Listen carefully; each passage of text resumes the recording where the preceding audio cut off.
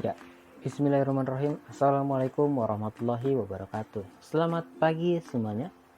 Pada pertemuan kali ini, kelompok kami akan membahas atau melanjutkan dari pertemuan sebelumnya, yakni mengenai Karin Horney, seorang psikolog terkenal asal Jerman dan salah satu pemikir tentang neurosis yang terbaik, dengan teori-teori psikoanalisisnya yang dikenal oleh dunia.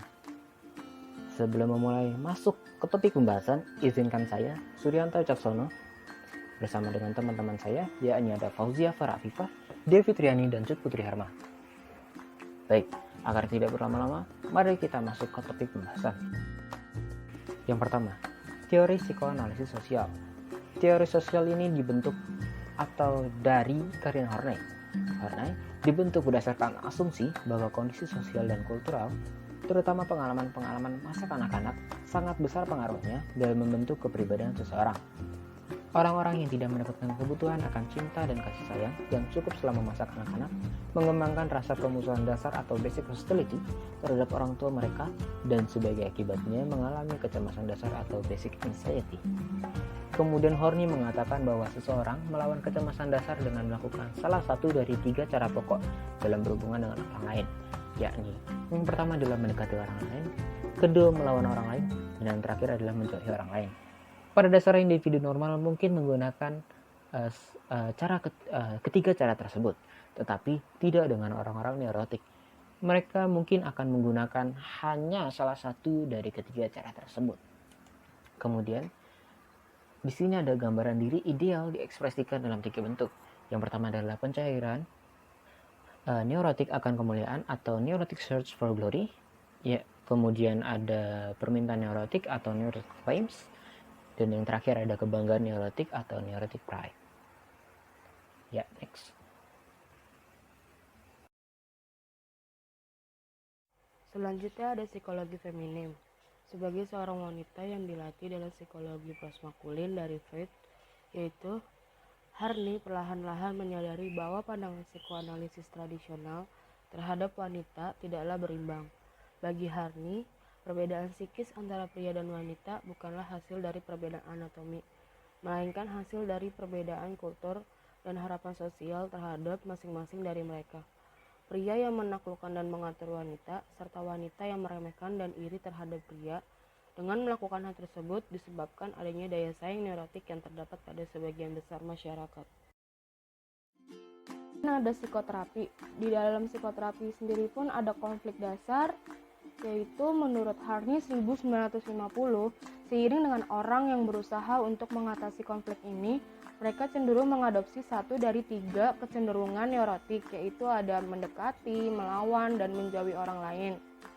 Dengan cara tersebut dapat menimbulkan rasa lega sementara, tetapi lama-kelamaan kecenderungan ini akan mendorong orang semakin jauh untuk menerima diri mereka yang sebenarnya dan semakin terlibat dalam keadaan neurotik.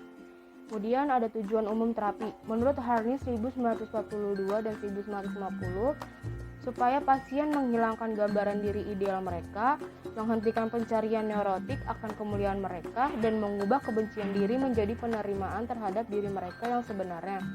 Sayangnya, pasien biasanya yakin bahwa solusi neurotik mereka sudah benar, jadi mereka enggan menghilangkan kecenderungan neurotik mereka.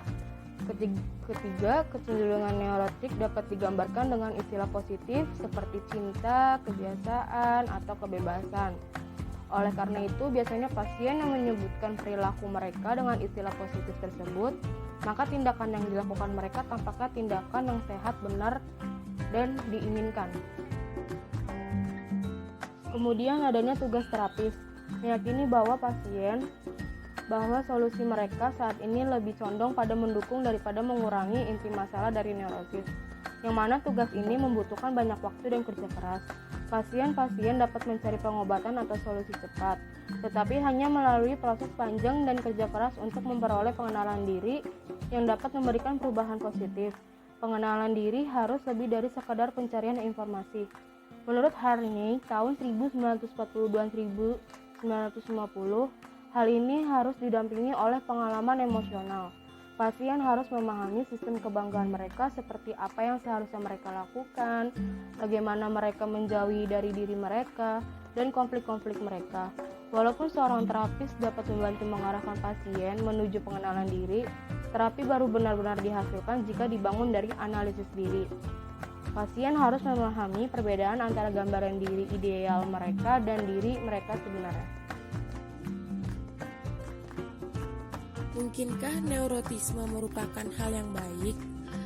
Teori Horny seperti halnya sebagian besar teori pada psikologi kepribadian menggambarkan neurotisme sebagai sesuatu yang agak negatif. Orang-orang dengan kecenderungan tinggi pada neurotisme terus-menerus terdorong pada tujuan-tujuan menjauh dan untuk berhadapan dengan kecemasan dasar menggunakan semua cara pertahanan diri neurotik yang berbahaya seperti yang dijelaskan oleh Horny.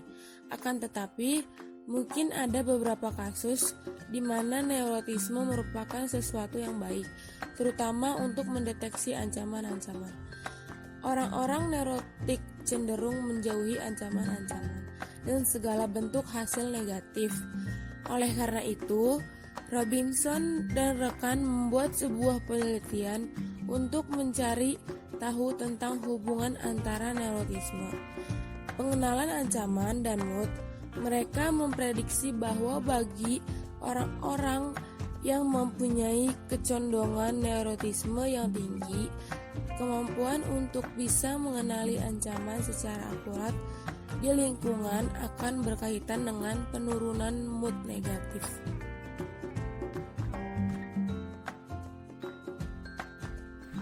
Yang selanjutnya ada kritik terhadap Horny.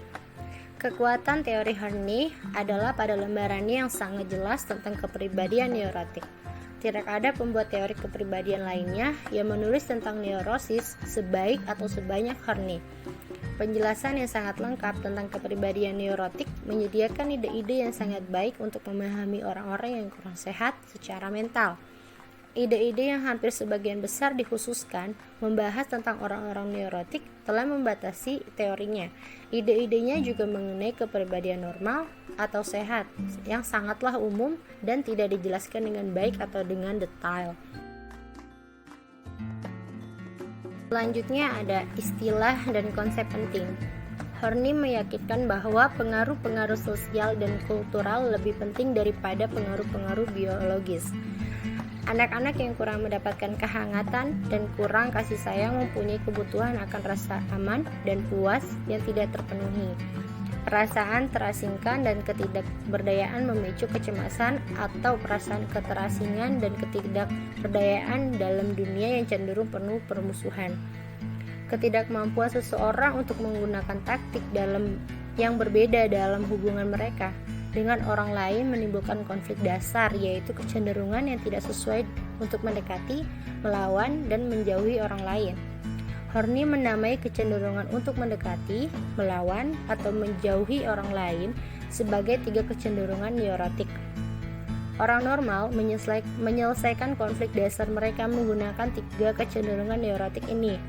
Di sisi lain, orang neurotik hanya mengadopsi suatu kecenderungan secara berulang-ulang. Yang terakhir, 3 kecenderungan neurotik yaitu mendekati, melawan, dan menjauhi orang lain adalah kombinasi dari 10 kecenderungan neurotik yang telah diidentifikasikan oleh Horny. Baik orang normal maupun neurotik mengalami konflik intrapsikis yang telah menjadi bagian dari sistem kepercayaan mereka. Gambaran dari ideal menyebabkan usaha-usaha neurotik untuk membangun potret diri yang terlalu sempurna. Kebencian diri adalah kecenderungan orang neurotik untuk membenci dan melecehkan diri mereka sendiri sebenarnya. Lalu, perbedaan psikologis antara pria dan wanita disebabkan oleh pengharapan budaya dan sosial, bukan dari faktor biologis. Yang terakhir, psikoterapi aliran Horny bertujuan untuk menimbulkan pertumbuhan menuju aktualisasi akan diri sebenarnya. Kiranya pembahasan mengenai Karen Horny cukup sampai di sini. Apabila ada pertanyaan, boleh ditanyakan di platform-platform yang telah disediakan. Sekian pembahasan dari kelompok kami. Kelompok Horny pamit undur diri. Wassalamualaikum warahmatullahi wabarakatuh. Selamat pagi, stay safety and stay healthy.